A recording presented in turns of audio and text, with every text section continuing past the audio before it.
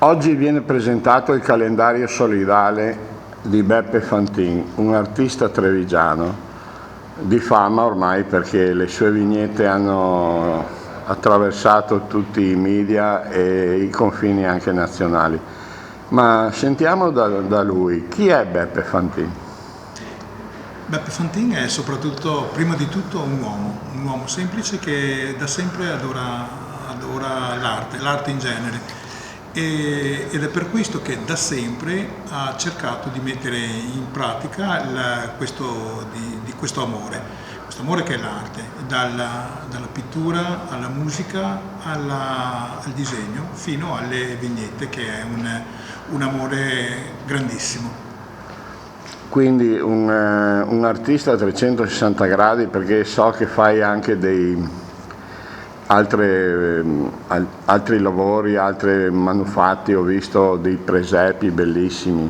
Sì, allora artista sì, a 360 gradi, un artista che non mi sono mai considerato tale, però ho sempre avuto questa grande passione, soprattutto per il legno, e oltre chiaramente alla pittura mi dedico al bricolage, al legno e alla realizzazione di presepi che sono anche stati venduti all'estero. Ho venduto dei presepi in Australia, ho venduto presepi in Argentina, soprattutto nelle comunità italiane all'estero. Ecco.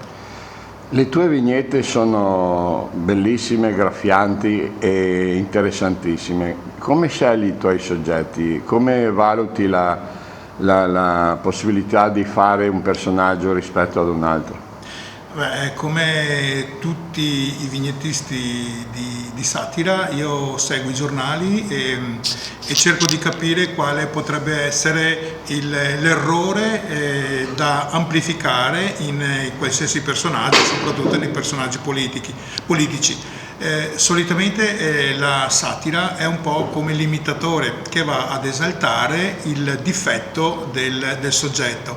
Ecco, io vado ad esaltare quelli che secondo me sono gli errori che ad esempio un personaggio politico fa. Da qui nasce l'idea di fare la vignetta sempre attento al fatto che non sia volgare e che non sia offensiva.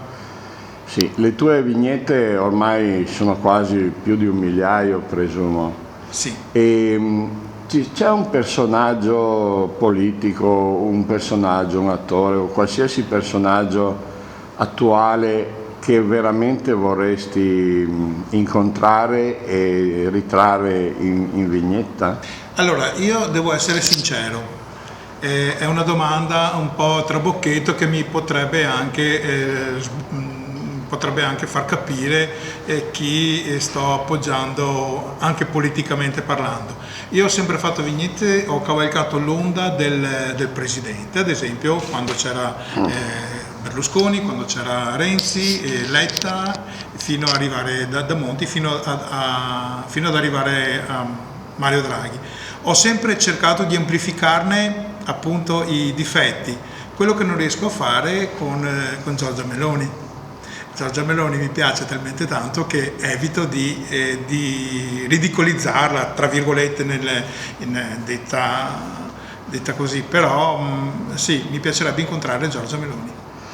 Cosa rappresenta questo calendario per te?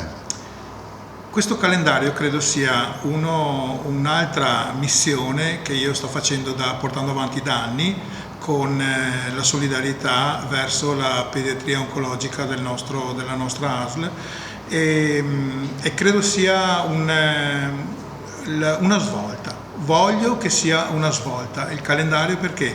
Perché grazie anche alla termoidraulica Susin io sono riuscito a stampare queste copie e l'obiettivo è quello di entrare in tutte le case con il messaggio solidale. Benissimo.